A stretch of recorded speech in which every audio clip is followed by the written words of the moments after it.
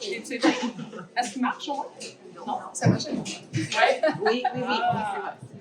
Alors, comme Kimberly m'a présenté rapidement, je vais juste ajouter que par la grâce de Dieu, j'ai vraiment toujours eu soif. Je suis super curieuse, bien que je suis pourrie en sciences. Fait que j'ai des curiosités partout, sauf là.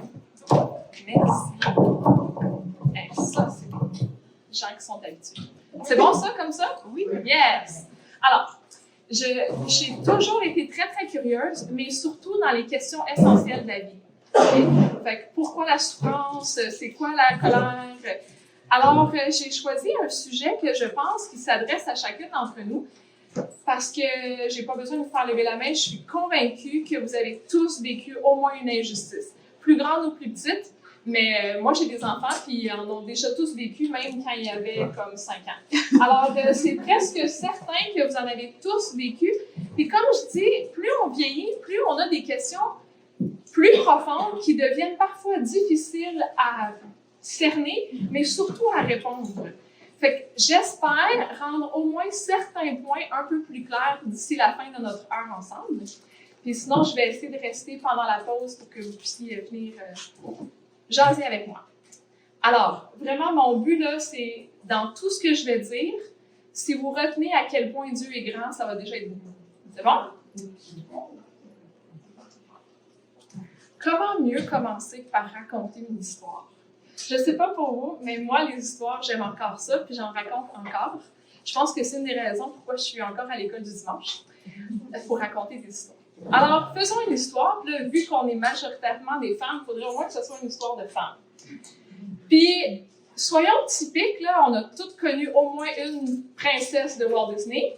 Fait que cette femme-là, elle a une histoire dramatique. Là.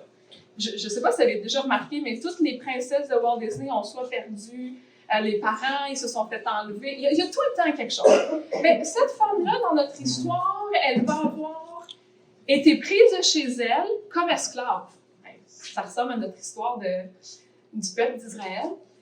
Mais tant mieux pour elle, elle va avoir comme maîtresse quelqu'un de très riche. Fait qu'au moins côté nourriture, habits, tous ses besoins essentiels sont occupés. Puis, elle reste une esclave. Là.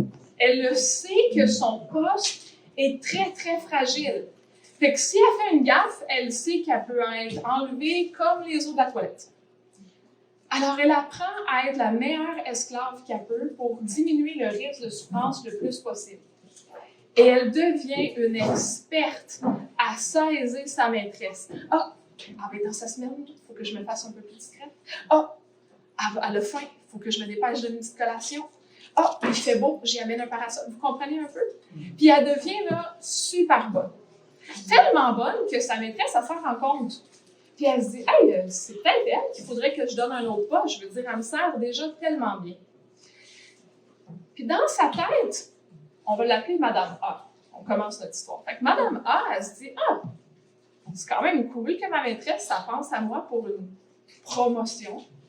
Elle dit, c'est peut-être ma vie d'esclave, elle va peut-être changer enfin, je vais goûter à autre chose. Mais tu sais, il y a toujours cette peur-là en arrière de la tête qui revient, qui dit, mais je vais être capable? Est-ce que c'est une bonne chose? C'est-tu illusoire? C'est-tu juste passager? Est-ce que c'est une bonne idée? Mais quand ta maîtresse te demande quelque chose, as-tu d'autre choix que de dire oui? Pas vraiment. Elle s'en rappelle, elle est comme l'eau de la toilette qu'on peut juste flusher. Alors, pas le choix. Tu sais, même son maître, le mari de sa maîtresse, il est d'accord, il trouve que c'est une bonne idée. Fait elle dit oui pour la nouvelle description de tâche, puis elle se force encore, elle donne de son mieux. Mais du jour au lendemain, tout change. Sa maîtresse devient amère et aigre envers elle. Je ne sais pas quel mauvais patron ou patronne vous avez eu, là, mais pire que ça. Il n'y a plus de reconnaissance. La moindre gaffe, c'est de sa faute. Elle ne peut même pas marcher sans que ça soit trop bruyant. Elle ne peut pas fermer une porte sans que ça dérange. Elle n'est jamais à la bonne place au bon moment. Il n'y a plus rien qui fonctionne. Tellement que notre chère Madame A vient vraiment découragée.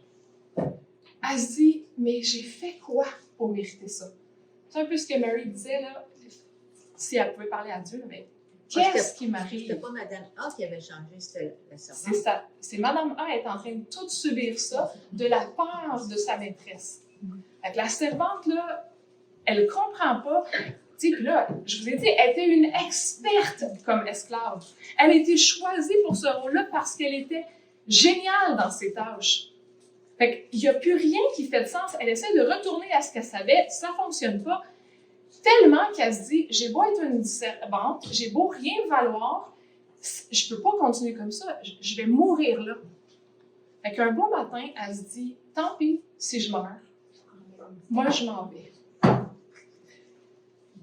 Comment est-ce que vous vous sentez avec cette histoire-là? Qui veut aller donner une bonne fessée à la maîtresse? On ne fait pas ça, mais il me semble là qu'il y en a plein d'entre nous qui disent « Aïe, aïe, j'ai vécu ça, puis je ne savais pas non plus comment agir. » Il y en a d'autres qui sont un petit peu plus maman ours, puis qui disent « Hey, j'aurais jamais accepté qu'on fasse ça. » Puis il y en a d'autres qui sont comme « Ah, mais je me sens tout le temps, moi, envahie par ce sentiment-là de ne pas réussir. » Puis c'est tout un peu ça que je voulais créer par cette histoire-là. Okay? Mais pauvre Madame A. Et c'est exactement ce dont le sujet est, de dire elle vit une injustice, qu'est-ce qu'elle peut faire avec?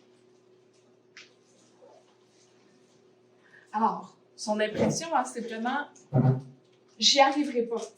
C'est pas bon pour ma santé mentale. Elle est tellement là, qu'elle est rendue à vouloir la mort plus que la vie. J'ai rien fait pour mériter ça et ça mène à une action. Là. C'est trop. Je vais juste m'en aller. Est-ce que vous pouvez. J'espère qu'il n'y a personne ici qui est vraiment une esclave ou une maîtresse. En tout cas, pas en Amérique du Nord, mais est-ce que c'est des enfants tellement ingrats qu'on a l'impression de jamais réussir? Est-ce que c'est un époux très exigeant? Est-ce que c'est un patron, une patronne, un milieu de travail, on a envie des choses. Puis j'espère que, moi, je rencontre des gens comme ils m'ont présenté tantôt. Je suis conseillère biblique, des gens qui vivent des injustices, j'en vois presque au quotidien, de toutes sortes. Il y en a qui me fâchent, il y en a qui m'attristent. Puis c'est là que je me dis, je ne sais pas où vous êtes, mais Dieu le sait, puis j'espère que vous allez être encouragés de voir comment Dieu répond. Maintenant, je fais une parenthèse. On ne peut pas aller loin sans des parenthèses. Première parenthèse, c'est que en étudiant n'importe quel sujet, dès qu'on gratte plus loin que l'enseignement d'école du dimanche aux 3 à 5 ans, on se rend compte que la Bible, il y a plein de passages qu'on se dit, OK, mais quand on les met un à côté de l'autre, on fait quoi? OK? Alors, j'aimerais vous encourager à ne pas mettre Dieu dans une petite boîte.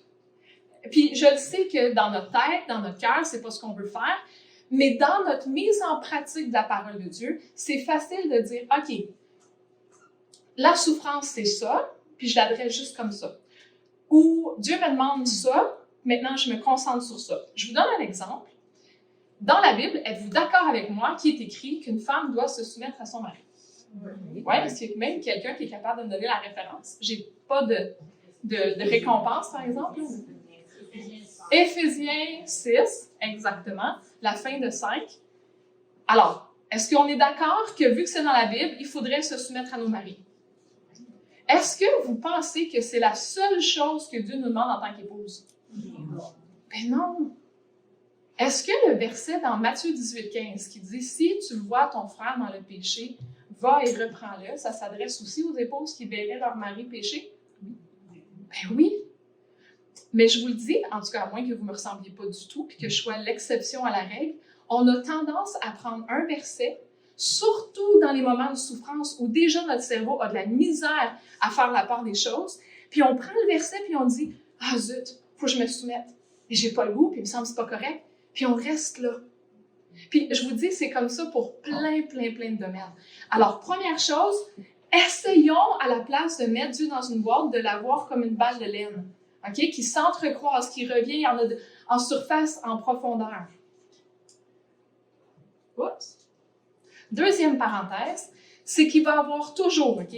Même la journée juste avant que Dieu vienne nous chercher, il va toujours avoir une distance entre ce que je sais de Dieu et ce que je vis dans ma relation avec lui tous les jours. Je peux affirmer haut et fort que Dieu est fidèle, puis que j'ai de la misère à croire qu'il va changer le cœur de mes enfants têtus. C'est ce que je sais, puis ce que je vis. Fait qu'il faut être patient les unes avec les autres, parce qu'on en a tous. Puis quand la souffrance vient, ça met souvent en lumière une de ces distances-là entre ce qu'on croit, ce qu'on sait, ce qu'on a appris et ce qu'on arrive à vivre. Donc, des fois, de juste accompagner pour réduire le gap ou revoir ce qu'on sait, ça peut vraiment aider.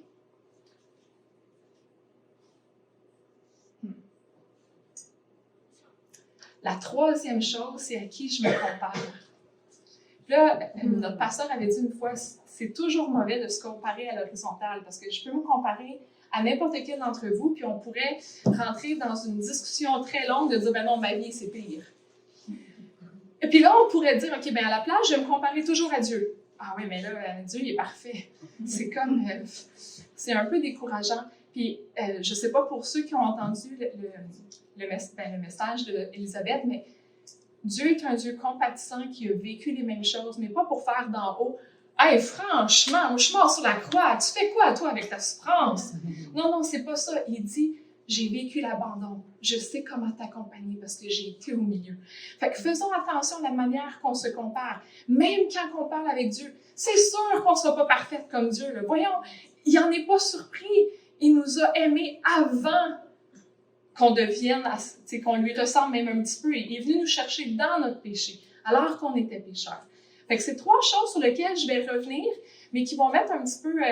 si on les garde en tête, là, ça va faire beaucoup plus de sens ce que je vais dire après.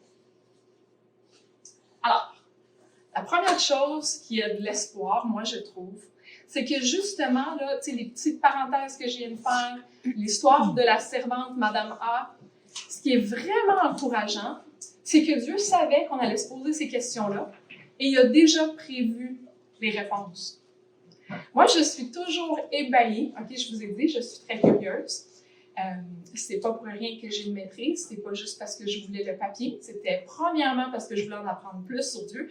Puis maintenant que je l'ai, mon mari dit non, prends pas de cours tout de suite. Il faut que tu te reposes un peu avant. J'ai hâte de continuer d'apprendre. Puis je continue de faire mon culte, des recherches, OK? Dieu a tellement, tellement de réponses. Il a toutes les réponses. Il faut juste prendre le temps. Puis ce qui m'épate le plus, c'est qu'il n'y a pas juste les réponses comme « tu ne tueras point ». C'est quand même quelque chose de clair. Mais il y a les réponses dans qui il est. Le « tu ne tueras point », c'est juste un reflet de sa personne. Fait que plus j'apprends à connaître Dieu, plus ça va faire du sens à comment vivre Dieu, à comment vivre à sa lumière. Fait que je vais revenir aussi un peu sur ça, mais gardez en tête que j'espère là, que la Bible ne devient pas une liste de choses qu'on peut cocher. J'ai fait le ménage, j'ai lu ma Bible, j'ai pas tué personne. Ça serait le fun. On serait toutes plus confiantes de savoir si on a réussi notre vie en tant que femme, d'épouse ou de mère. Mais ce que Dieu veut, c'est que je lui ressemble à lui. Alors, comment je vais apprendre à le connaître, mieux connaître son amour, sa patience, sa justice aussi, pour bien équilibrer ces choses-là? Alors, la première chose qu'on doit faire pour Madame A, c'est si on dit qu'elle a vécu de l'injustice, je pense que vous êtes tous d'accord qu'elle a vécu de l'injustice, c'est bon? Si on dit qu'elle a vécu de l'injustice, il faut réussir à nommer l'injustice. Donc, la première chose que je veux faire avec vous, c'est de définir ce que c'est le péché. Là, je l'ai mis trop vite, là, mais le péché, d'une façon globale, c'est pour ça que j'ai fait un grand cercle, c'est tout ce qui dévie de la perfection de Dieu. Est-ce que la majorité sont d'accord? Oui? OK? Mais si vous êtes vraiment d'accord avec ça, ça veut dire que si Jésus me remplace, il ferait le meilleur job que moi. Êtes-vous d'accord aussi? Oui. Oui? Est-ce que je suis en train de pécher? Non. Mais pourtant, vous êtes d'accord, là?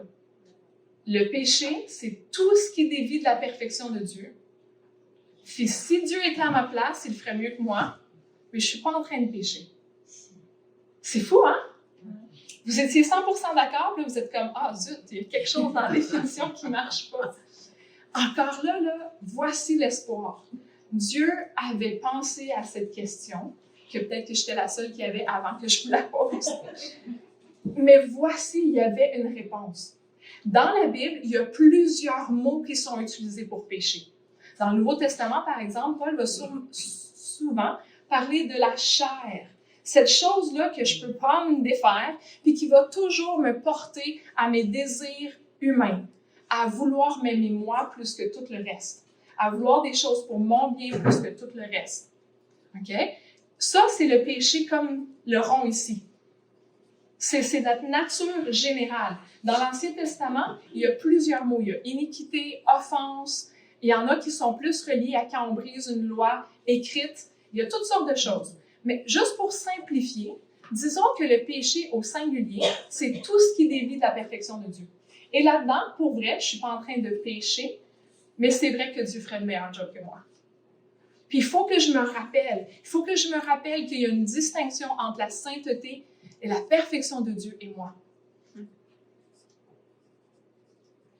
Mais il y a déjà de l'espoir là, hein, parce que quand Dieu me regarde, Jésus meurt pour moi, fait qu'il peut me regarder autrement que t'es pécheur. Tu peux pas venir à ma présence. Maintenant, allons au péché avec un S, OK?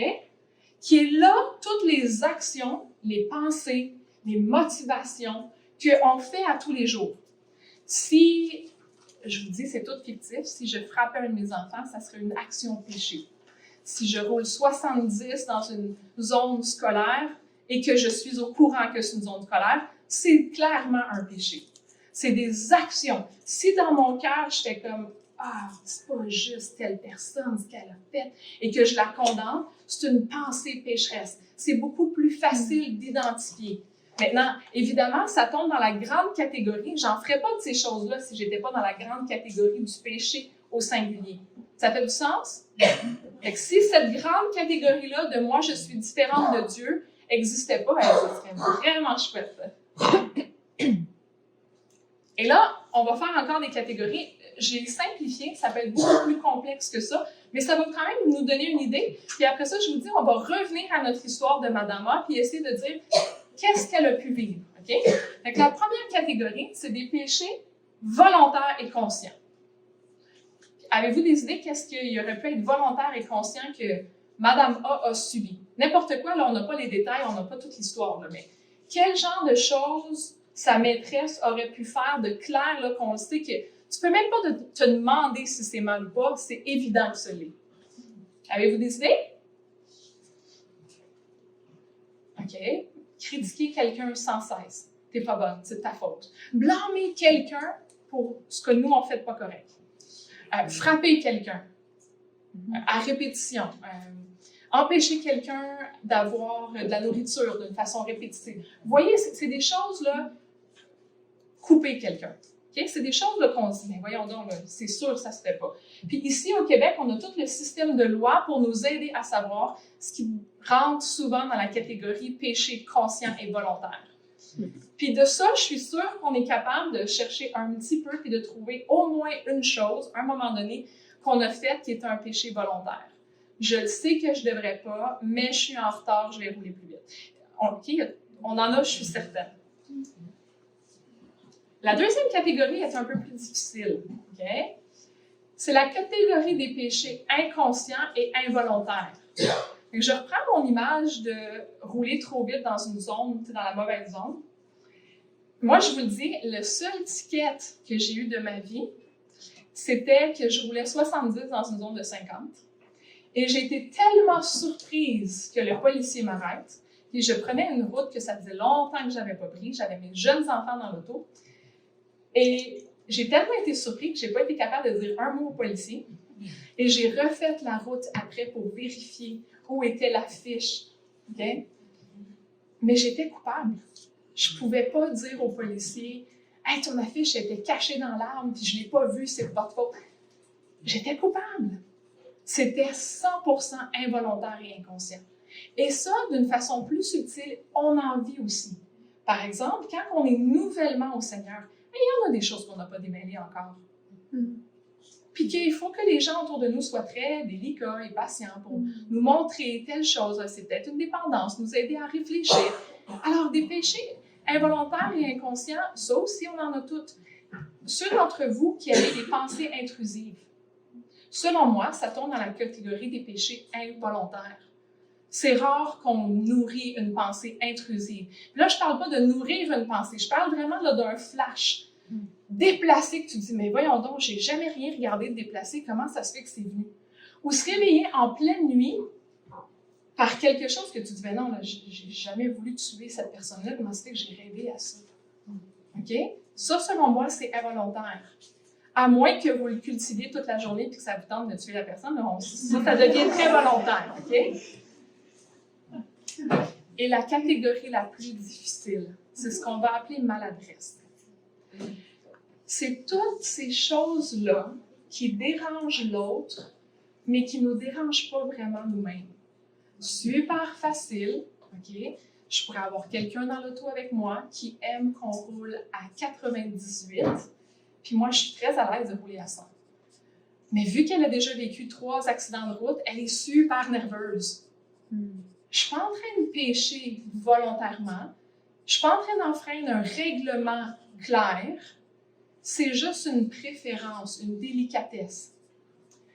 Et ça, là, je vous le dis, c'est la catégorie la plus difficile parce que la majorité de nos conflits relationnels tombent dans cette catégorie-là. Okay? Alors, à quoi ça peut ressembler? Ça peut ressembler de donner des directives à un ami, mais qu'on ne s'est pas assuré que les directives aient été comprises. Puis après ça, d'en vouloir à cette personne-là qui n'a pas fait ce qu'on lui a demandé, sans jamais avoir vérifié s'il avait saisi. Ça pourrait être de prendre une douche par jour quand on habite en colocation, alors que l'autre personne, elle veut vraiment, c'est elle qui paye l'eau, puis qu'on ne se rend pas compte que ça lui coûte cher. C'est pas volontaire, surtout, c'est pas partout au Québec qu'on paye l'eau, là. Alors, on y penserait peut-être pas. Puis c'est la catégorie la plus difficile parce qu'on se dit, est-ce que j'en fais peur à l'autre personne de ce qui m'énerve? J'ai en fait peur à quel point ça me blesse, ça me fait mal? C'est-tu égoïste de ma part? Ou des fois, on le dit très maladroitement aussi et on rajoute une couche de maladresse. J'ai pas aimé ça que t'es passé à l'étreinte. Ça fait 6 fois que je te le dis. Écoute, peut-être que la personne ou l'enfant n'est pas rendu à apprendre à savoir comment ramasser les bas. Peut-être qu'il faut y dire une millième fois de plus. OK? Est-ce que ça fait du sens, la catégorie maladresse? Maintenant, dans l'histoire de Madame A, avez-vous des idées de genre de maladresse ou de péché volontaire il pourrait y avoir dans cette histoire-là? Quand elle a changé ses tâches, elle n'était pas bien. Oui. Mais elle ne s'est pas assurée que sa servante n'était pas bien. Oui, exactement. Donc, je vais le dire pour que ça se rende au point. Si la maîtresse ne s'est pas assurée que sa servante comprenne la description de tâche, il pourrait avoir facilement beaucoup de conflits. Rajoutons que cette Madame A, elle est égyptienne, puis c'est même pas sa langue. Est-ce qu'on peut rajouter que ça se peut qu'elle ait juste pas compris? Maintenant, il semble avoir des péchés volontaires dans cette histoire-là parce que Madame A finit par être tellement mal. Je veux dire, ça en prend une accumulation pour dire la mort vaut mieux que ma vie, là. OK? Mais vous voyez que juste dans une histoire, on peut déjà voir, hey, ça se peut que Madame A vive de la maladresse en plus de des péchés involontaires ou volontaires. Ça fait du sens? Oui. Maintenant, c'est sûr, hein, il faut mettre Dieu dans le portrait. Comment Dieu réagit? Je fais une rétrospective à moi-même.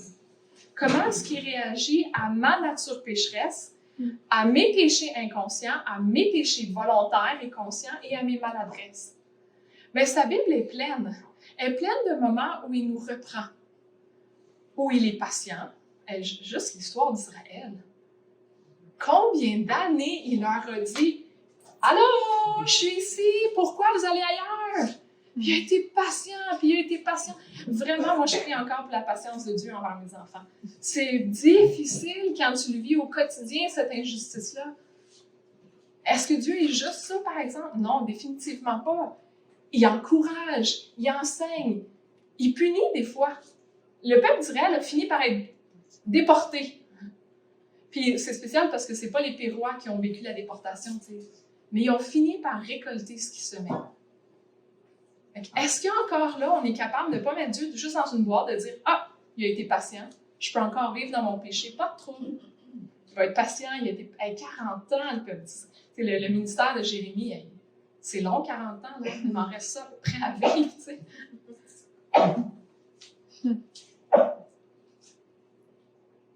Alors,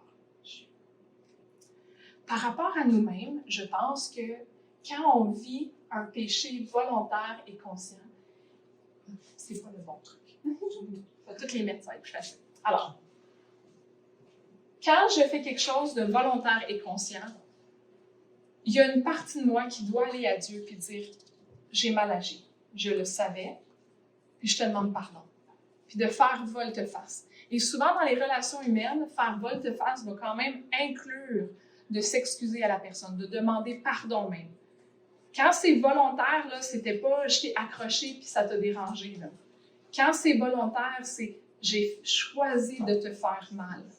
Maintenant, je te demande pardon. » Tandis que quand c'est inconscient, ben, jusqu'à temps qu'on s'en rende compte, il n'y a pas grand-chose à faire avec.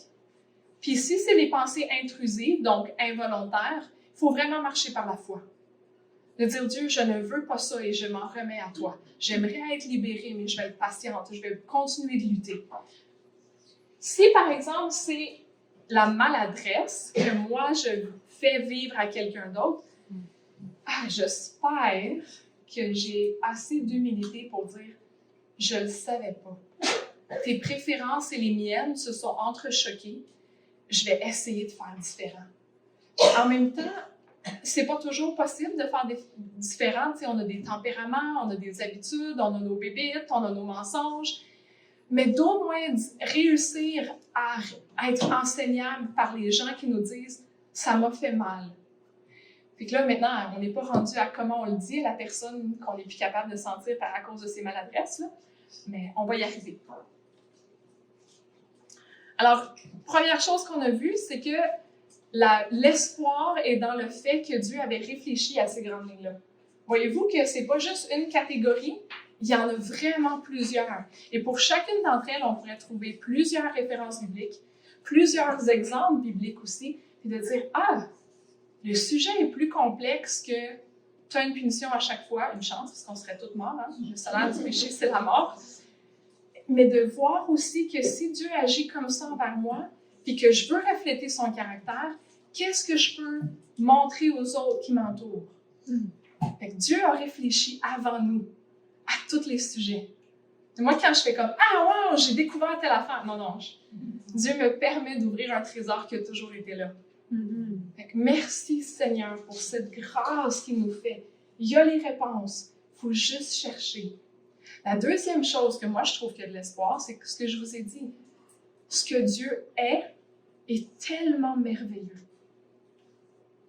Ça répond à tous nos besoins. C'est ce qui est nécessaire pour vivre, c'est ce que l'apôtre Pierre nous dit. Connaître Dieu, on va avoir tout ce qui est nécessaire. Alors, rapportons ça à l'histoire de Madame A. Pas tout de suite. Je vais faire une autre histoire. Est-ce que vous êtes d'accord que si Madame A avait été dans la salle, de dire « OK, je comprends mieux le péché, mais je ne suis pas très sûre de ce que ça fait. Ça m'aide comment? Es-tu en train de me dire, Anne-Marie, que vu que moi aussi, je suis dans ces catégories-là, il faut tout que je laisse passer de l'autre. Dieu est tellement gracieux envers moi, il faut que je fasse grâce, il faut que je fasse grâce. Je ne suis pas sûre si ça serait complet comme réponse à lui donner. Mais je ne sais pas si Madame A est dans un état pour l'entendre. Puis, ce que je veux dire par là, c'est qu'on a des émotions qui embrouillent ce qu'on pourrait connaître de Dieu et qui nous apporteraient l'espoir.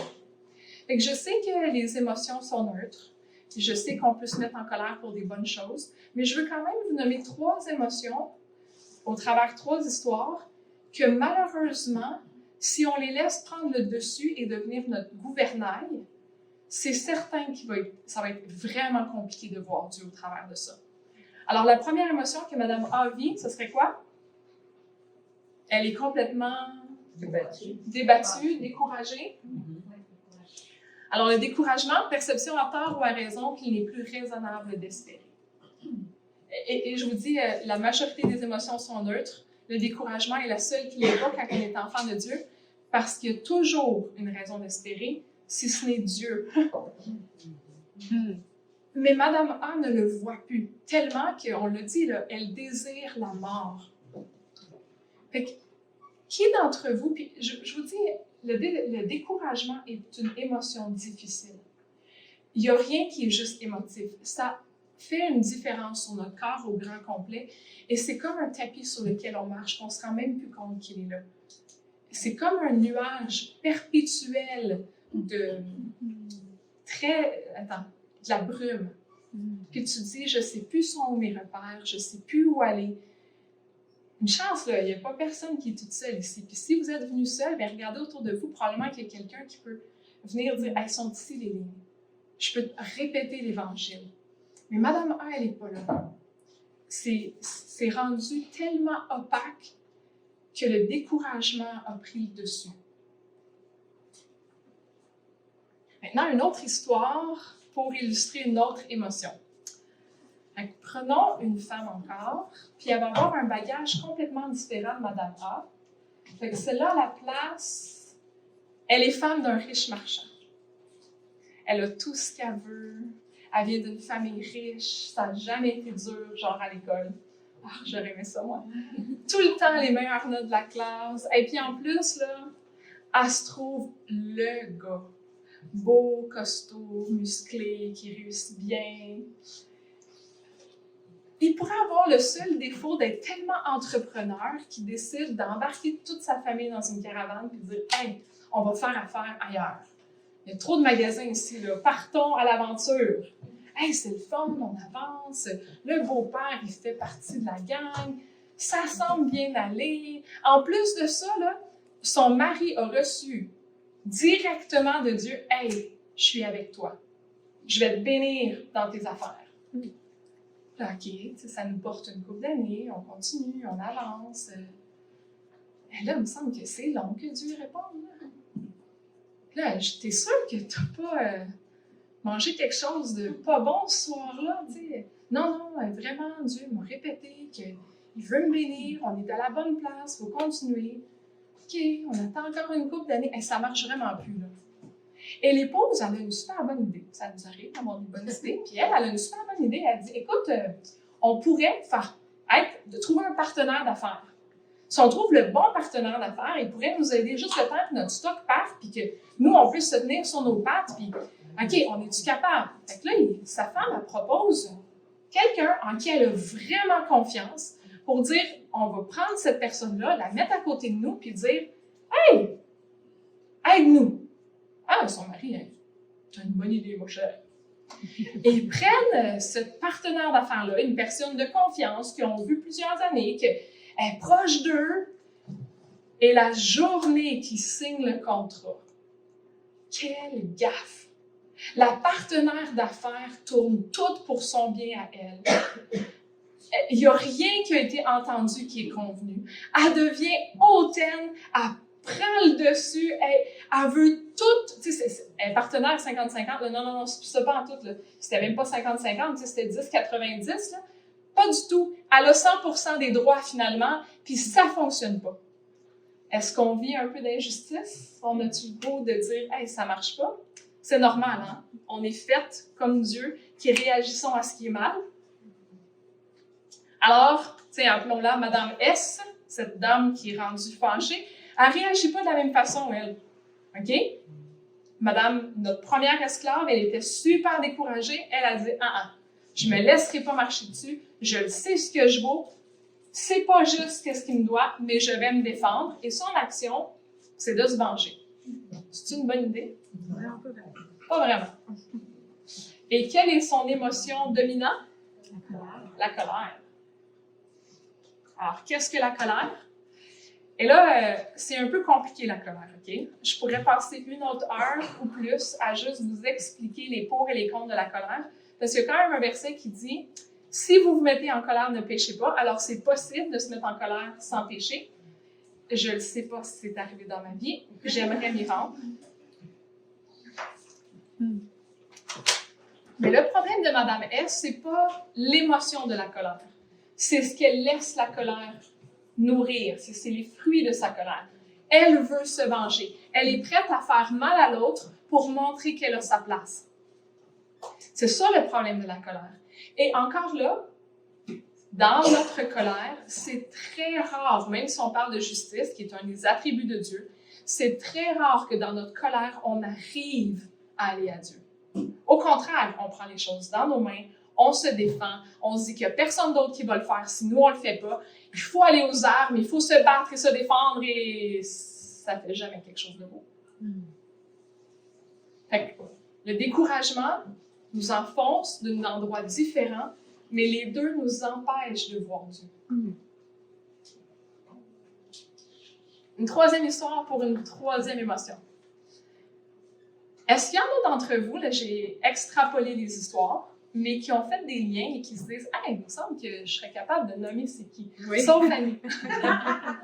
Oui? Oui! Agar et Sarah, dans la Bible. C'est vraiment une histoire, vraiment, en quelques chapitres, hein? Mais c'est écrit que Agar, imaginez-le, Agar est une servante égyptienne qui ne vit plus en Égypte et Sarah est tellement méprisante envers elle que Agar, enceinte, veut aller mourir au désert.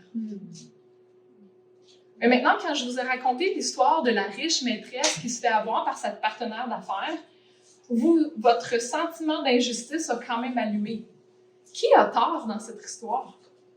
Sarah, Agar, les deux, probablement les deux. C'est quand même écrit en 3 mots que Agar a méprisé Sarah. Qu'est-ce qu'elle a fait? Est-ce qu'elle l'a regardé juste de haut? On ne le sait pas. C'est des années après que ça a été mis par écrit. Mais dans toute cette histoire-là, on peut revenir à notre PowerPoint, la diapositive des péchés, puis dire, se sont-ils juste mal compris? Y a-t-il vraiment eu des péchés volontaires, involontaires? Peu importe. On le sait que ça a fini, que ça va vraiment pas. Et je vous dis, il y a une troisième personne dans cette histoire-là. C'est qui? Abraham. Ouais, il y a probablement une quatrième personne. On va arriver à Dieu après. Mais comment Abraham réagit? Il était au courant des plans de sa femme. C'est pas par surprise que Agar s'est retrouvée dans sa tente prête à tomber enceinte, OK? Il était au courant. Et quand Sarah lui dit « Regarde ma servante, comment elle me traite », c'est vraiment triste parce que la première fois que ça arrive, Abraham, il fait juste dire « Écoute, je m'en lave les mains, fais ce que tu veux de ta servante. » Et ça, c'est aussi une émotion, l'indifférence. Et dans un couple, dans une relation de travail, devenir indifférent, de dire « Je vais juste mettre un mur entre la personne qui me fait souffrir et moi-même », ça nous empêche d'aller à Dieu aussi. Parce que ça nous gèle. Fait autant que le découragement nous engourdit, on n'arrive plus à savoir où on marche, autant la colère comme nous donne une force, autant l'indifférence nous gèle puis éteint tout le reste. Ce qui est dommage, c'est que ça éteint parfois notre système moral. Est-ce que je suis témoin de quelque chose de mal à laquelle je devrais réagir? Non. J'ai réagi trop souvent, parfois de la bonne façon, parfois de la mauvaise. Je vais juste arrêter. Je vais arrêter d'aimer. Je vais arrêter de me soucier. L'indifférence, perception que quelque chose ou quelqu'un n'est pas digne de mon attention. Là, je mets un contexte, mais est-ce que Abraham, qui venait de mettre Agar enceinte, pouvait dire « Elle est plus digne de mon attention ». Non! À la limite, elle est une créature à l'image de Dieu. Jamais on pourrait dire à 100% de dire « T'es pas digne de mon attention ». Maintenant, je suis pas en train de dire, mettez pas ça dans une boîte. Je suis pas en train de dire qu'il y a des relations qu'il faut qu'on garde à tout prix. Il y a des relations duquel il faut qu'on se détache pour toutes sortes de raisons. Mais il y a une différence entre cultiver l'indifférence et se détacher d'une relation. Je peux me détacher d'une relation et continuer de prier pour une personne. Je peux me détacher d'une relation puis continuer de faire attention à ce que ma bouche dit quand cette personne n'est pas là. Okay? L'indifférence ou la colère, c'est vraiment de prendre une décision qui va à l'encontre de ce que Dieu me demande. Question, à date, ça fait-tu du sens? Okay? Fait qu'on a une histoire qui allume nos fibres. Maintenant, qu'est-ce qu'on peut continuer de faire avec? Et c'est là qu'il y a une chance que Dieu existe. Ouf! Qui est capable d'agir dans mon cœur. Puis quand je suis tentée d'être indifférente, on a dit que l'indifférence, c'est de dire, écoute, t'es plus précieux pour moi, t'es plus important. Mais de retourner à l'amour. De dire, je suis capable de voir en cette personne-là, surtout si c'est un chrétien, au moins une chose que cette personne-là ressemble à Dieu. Encore là, je reviens à ma parenthèse du début, là. Il y a une différence entre ce que je sais ici et ce que je vis. Mais si je le sais ici, que Dieu transforme, et j'aime énormément Philippiens 1,6 qui dit « Je suis persuadée que celui qui a commencé en vous cette bonne œuvre la rendra parfaite. » Une chance, c'est répété. Moi, j'aime ça, les choses qui sont répétées dans la Bible, ça les rend encore plus claires. Okay? C'est répété dans 1 Corinthiens, alors que Paul écrit à l'église de Corinthe. Il dit « Je le sais que celui qui a commencé, il va le finir. » Puis il dit « Dieu est fidèle. » Fait que si dans ma tête, je sais ça, et que la personne devant moi qui pêche continuellement contre moi se dit aussi chrétienne, bien, je peux au moins dire « Ah, Dieu n'a pas fini avec toi. Je vais continuer de au moins te confier à Dieu. » Pas devenir indifférent. Et la différence entre ce que je sais et ce que je vais vivre. La colère, bien là, moi, je ne dis pas d'enlever la colère, parce que comme j'ai dit, la lumière qui allume de dire « Il me semble que ça, c'est mal, c'est injuste. » Je pense qu'il faut qu'on travaille à ce qu'elle allume après, là, mais je pense que cette lumière-là doit continuer d'allumer. Il faut juste qu'on ait la sagesse de savoir, OK, mais je fais quoi devant le mal que je viens de voir? Et là encore, on va voir tantôt, là, il y a plein de choses que Dieu nous dit. C'est jamais juste une boîte. Le découragement, ben, c'est le thème de notre session. Il y en a de l'espoir. Le désert n'est pas pour la vie au complet. Et même si ce l'était, je disais ça à quelqu'un parce que je me suis posé la question. Si je vous disais aujourd'hui que Dieu nous avait sauvés que pour l'éternité, est-ce que c'est un cadeau qui vaut la peine? Oui? Fait que si aujourd'hui, là, on se dit tous que Dieu nous a sauvés pour plus tard, puis ici, là, on t'offre. Est-ce que c'est un cadeau qui vaut la peine? Mais oui, mais c'est pas ce que Dieu fait. C'est vrai que ça serait assez passer l'éternité en sa présence à poser toutes mes questions. Mais c'est pas ce que Dieu fait. Il nous dit qu'on a accès à lui, au trône de la grâce déjà aujourd'hui. Il y en a de l'espoir. Puis merci Seigneur, bien qu'il est la personne qui répond à tous nos besoins, combien il nous entoure d'outils qui nous aident. Moi, je suis une fille qui travaille en équipe. Puis je suis tellement reconnaissante d'avoir appris ça. À la dure, mais je suis tellement contente de ne pas travailler toute seule. C'est pas ça le corps de Christ. Pourquoi? Parce que c'est ensemble qu'on se soutient. C'est Dieu notre réponse. Je ne peux pas m'appuyer sur aucune d'entre vous. Puis en plus, ma mère est ici. Ce serait facile de dire « Hey, maman, tu nous prépares quelque chose? » Mais comment on va juste dire « Hey, mais tu es un outil dans ma vie, viens m'aider. » Mais je vais aller à Dieu. Je ne vais pas t'épuiser, je ne vais pas tout prendre ce que tu as. C'est ça l'espoir de dire Dieu nous sauve pour quelque chose de beau. Ses grâces se renouvellent à chaque matin. On peut avoir hâte d'aller se coucher. Parce que demain, ça se peut que ça soit différent. Maintenant, j'ai dit, wow, Dieu a réfléchi à toutes ces grandes lignes-là avant. Je n'ai pas été super brillante, j'ai juste étudié ce que Dieu avait écrit.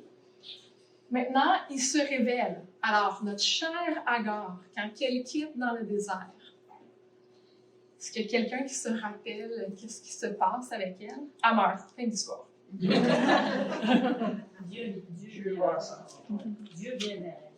vient vers elle. Okay?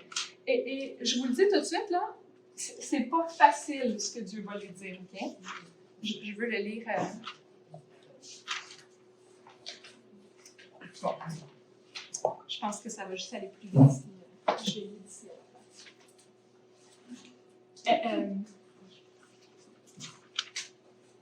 Okay. Là, c'est le fun, j'ai mis le bout du passage qui est super encourageant. Retourne et humilie-toi. Attends, Dieu, t'as pas compris, là? J'en peux plus de Sarah. Elle est tellement méchante.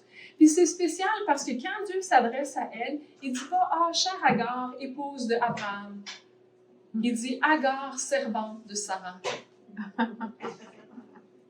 Puis c'est fou parce que je sais pas combien d'entre nous auraient eu le courage, là, mais il y a quelque chose qui se passe entre elle et Dieu à ce moment-là parce que Agar retourne. Puis voici ce que il dit plein de choses, Dieu. Premièrement, elle est une Égyptienne. Tu sais, la fameuse promesse, Abraham va être une lumière pour les nations. Et voilà, même dans quelque chose de si souffrant que ça, Agar, l'Égyptienne, va avoir une révélation directe de Dieu. Et Dieu va lui confier qu'elle est enceinte d'un fils. Alors, il y a des choses déjà qui se placent pour les gens à l'époque. Si jamais il arrive vraiment malheur avec Abraham et Sarah, elle a un fils, c'est pas une fille. Il y a un homme qui va pouvoir prendre soin d'elle et la défendre. Et il finit pas là, parce que là, elle est juste enceinte. Hey, imaginez, moi j'ai eu de la misère à accoucher, je me dis à cette époque-là, ça devait être vraiment quelque chose. Mais il lui dit, ton fils va être le père d'une grande nation. Donc, il va vivre.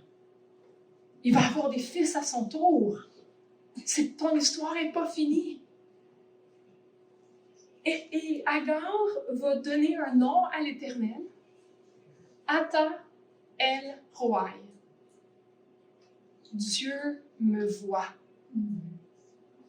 Et c'est ça. Tu sais, quand je vous disais là, que la réponse est dans Dieu, c'est le fait que Dieu la voit qui lui donne le courage de retourner s'humilier sous sa servante. Quelle rencontre pour réussir à faire « Ah, ok, c'est beau, je retourne. » Et ça y en prenait, elle était prête à juste mourir. Là. Je pense pas que c'est le fait d'avoir un fils. Il n'est pas né encore. C'est vraiment « Ah, Dieu, je suis précieuse à tes yeux, tu me vois. » Puis combien d'entre nous on a besoin de se le répéter? Dieu, tu me vois dans mon désert, dans ma misère, à ma job, dans ma famille,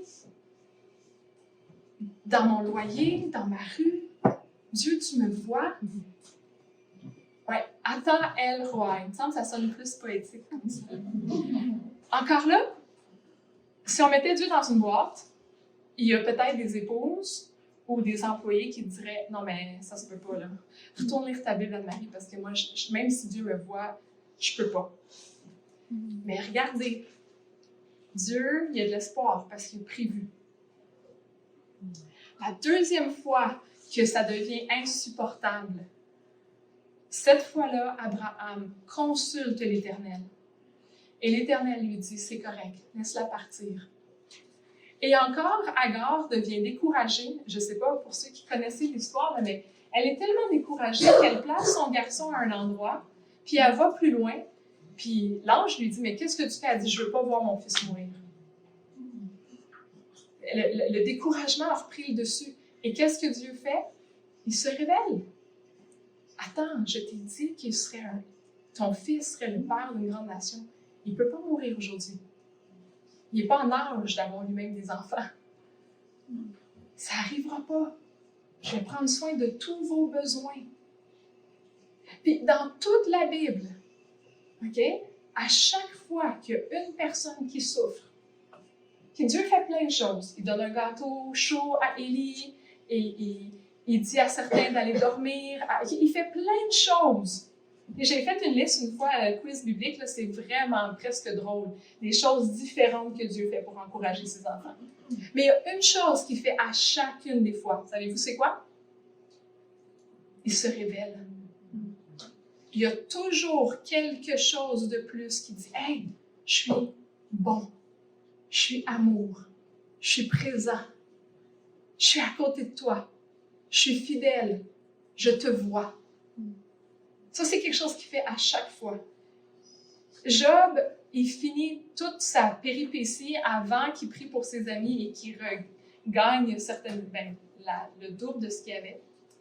Il va dire, j'avais entendu parler de Dieu, maintenant mon œil l'a vu.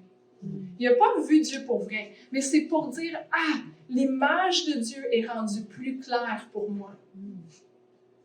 C'est spécial parce que ce même passage-là est pris plus tard, c'est très semblable par Jésus, quand Jésus accuse les pharisiens de dire, « Hey, vous dites que vous avez entendu parler de Dieu, moi je l'ai vu. » Puis c'est ce Jésus-là qui nous donne l'exemple, qui vient à côté de nous, puis qui finit en disant, « Je suis avec toi, je te vois. » Alors oui, il y a de l'espoir, que Dieu a les réponses, que Dieu se révèle et qu'il transforme. Alors reprenons notre liste, là, de dire, OK, mais si je suis dans une situation où je vis quelque chose de vraiment injuste, je ne veux pas me mettre en colère, je ne veux pas tomber dans le découragement, je veux voir Dieu, mais encore, Dieu nous donne plein de principes pour lui ressembler. Okay? C'est pas juste pour défendre mes droits, c'est plus je suis comme lui, plus lui va être glorifié, puis plus je vais faire du sens dans ma situation. Alors, quand c'est involontaire et inconscient, mais peut-être qu'on a juste besoin d'enseigner la personne. C'est quand même une première bonne étape, hein? Est-ce que, cher enfant, tu savais qu'il ne fallait pas que tu touches à ça parce que tu allais te brûler? Bon, OK. Que tu allais casser cette chose-là. Est-ce que tu savais qu'il ne fallait pas tirer sur la larme de feu? Habituellement, on l'apprend quand même une fois, puis c'est tout. Mais il y a des choses qu'on ne sait pas. Puis il faut, je ne sais pas pour vous, mais combien ici, pour le fond, on a des enfants? Okay? Ou qui vivent dans une maison où il y a des enfants, ou qui ont vu des frères et sœurs, OK? Moi, là, pour vrai, c'est presque tout le monde, OK? Mais pour vrai, là, je ne sais pas, mais moi, ma fille a 16 ans, puis il me semble qu'il y a des choses que ça fait 16 ans que je lui dis. Je ne sais pas encore si c'est inconscient et involontaire, mais il y a des choses qu'on répète et qu'on répète. Vraiment, là, moi, ma mère a essayé de m'enseigner comment écrire professeur presque toute ma vie. Ça ne rentrait pas. C'était pas volontaire. C'était pas parce que je me forçais pas à l'école. Ça rentrait pas. Fait que, est-ce qu'on est capable d'avoir cette patience-là de dire, OK, ben, je t'accompagne encore. Maintenant, si c'est de la maladresse, OK, c'est une préférence contre celle d'un autre. Je peux pas prendre pour acquis qu'on va parler le même langage, même si ici on parle en français. On peut pas. Il y a des choses, là, tu sais, je sais que c'est nono, là, mais le côté du papier de toilette. Okay? Je peux pas prendre pour acquis, sans en avoir parlé, que ça se peut que ça dérange l'autre ou que ça le dérange pas. C'est nono. Mais on prend pour acquis, on rit du papier de toilette, là, mais on parle des sujets beaucoup plus importants comme m'avertir quand tu vas te coucher ou... moi, je sais que mes parents aimaient beaucoup quand je les textais, quand j'arrivais quelque part puis que je prenais l'auto pour la première fois. Ça n'aurait pas été un péché de ne pas leur écrire. Mais c'est une préférence, c'est une façon de prendre soin. Ça rentre dans la grande catégorie « aime ton prochain ». Puis c'est pour ça que je dis, c'est pas des péchés clairs, mais qu'on est maladroit. Fait que dans les maladresses que je fais subir aux autres et dans celles que je subis, est-ce que je peux essayer d'être humble, puis d'écouter, puis d'être sage, de savoir est-ce que je lui dis, est-ce que la personne a la maturité de changer telle chose, c'est-tu si important que ça? Et c'est là que je rajouterais « entourez-vous » pour connaître si c'est vraiment maladresse, si c'est vos bébites, si c'est un péché volontaire. Parce que les péchés volontaires, encore là, j'aurais pu faire plein de sous-catégories, mais la Bible nous parle, par exemple, de juste l'amour couvre une multitude de fautes. OK, mais une multitude, c'est quoi? 70 fois 70? C'est pas évident. Mais on le sait que la Bible nous dit que des fautes qu'on n'adresse même pas, qu'on fait juste couvrir d'amour. Maintenant, il y a des fautes que c'est, si tu vois ton frère pécher, va et reprends-le. Mais avec la motivation de gagner ton frère. Pas de le descendre, pas de l'humilier, mais de dire, écoute, La meilleure chose qui peut t'arriver, c'est de ressembler plus à Dieu. Sais-tu que telle chose, ça t'aide pas? Puis frères et sœurs, hein, c'est la même chose. Là. Ensuite, si ça ne fonctionne pas un à un, encore, il y a une question là, de priver pour pas humilier l'autre personne, de favoriser l'atmosphère d'enseignabilité. Si ça ne marche pas, par exemple, d'aller prendre un témoin, de dire, écoute, ça fait 6 fois que je dis à mon mari qu'il rentre à minuit et ça m'inquiète. C'est mes bébites, je le sais, mais j'aimerais ça qu'il soit sensible. Puis à chaque fois, il me dit, t'es juste folle. Prenez un témoin de dire, écoute, est-ce que tu es capable, un ancien, une sœur dans l'Église, de juste aider. Des fois, on n'a juste pas les bons mots. Puis quelqu'un d'autre peut venir nous aider à l'exprimer différemment. 2 gars, des fois, ça se parle plus de la même manière. Ça arrive. Maintenant, se retirer et aller chercher de l'aide, ben oui, c'est un principe dans la Bible aussi. Et dans Romains 13, on a aussi le principe que si ça dépasse la loi, puis Mathieu Caron, qui est un des directeurs de la Fondation du Counseling, il dit tout le temps, si quelqu'un rentre dans l'église avec un fusil, qu'est-ce qu'on fait? « Ah, mon frère, il faut que je te reprenne seul à seul. » Non, s'il te plaît, on appelle le 911, OK? Il y a des péchés graves que c'est la justice. Dieu a permis la justice. Puis Romains 13 l'introduit très bien. Tu ne devrais pas avoir peur si tu n'as rien fait de mal. OK? Alors, Dieu a les réponses. Dieu est la réponse. Et Dieu agit. S'il agit dans mon cœur, il agit dans le cœur des autres enfants de Dieu. Et j'espère que... Mais ça, c'est peut-être pas à jour. Alors, j'espère vraiment que ça a au moins commencé une réflexion, hein, parce que ça a quand même été vite et on a vu vraiment beaucoup de choses. Si vous voulez revenir une chose, Ata El Roi, Dieu me voit. Fait que là, il me reste 1 minute. Je suis certaine que vous connaissez tout le chant « Oui, Jésus m'aime ». Alors, on va changer, et à la place de dire « Oui, Jésus m'aime », on va dire « Oui, Jésus me voit ». Oui, Jésus me voit. Oui, Jésus me voit. Oui, Jésus me voit. La Bible me le dit. Là, je ne sais pas combien d'entre vous vont l'avoir encore dans la tête pour se souvenir, mais c'est ça le but. Rapidement, si vous trouvez que la colère, c'est difficile, un très bon livre, il est en audio, mais en anglais, c'est expliquer de long en large la bonne colère, la mauvaise, les réactions, la compassion. C'est vraiment un excellent ouvrage. Les relations destructrices de Leslie Vernick. Elle a, pendant longtemps, des années, été une avocate pas avocate de métier, mais aller parler aux pasteurs pour les aider à bien comprendre les abus dans les milieux familiaux. Fait que c'est un très bon ouvrage.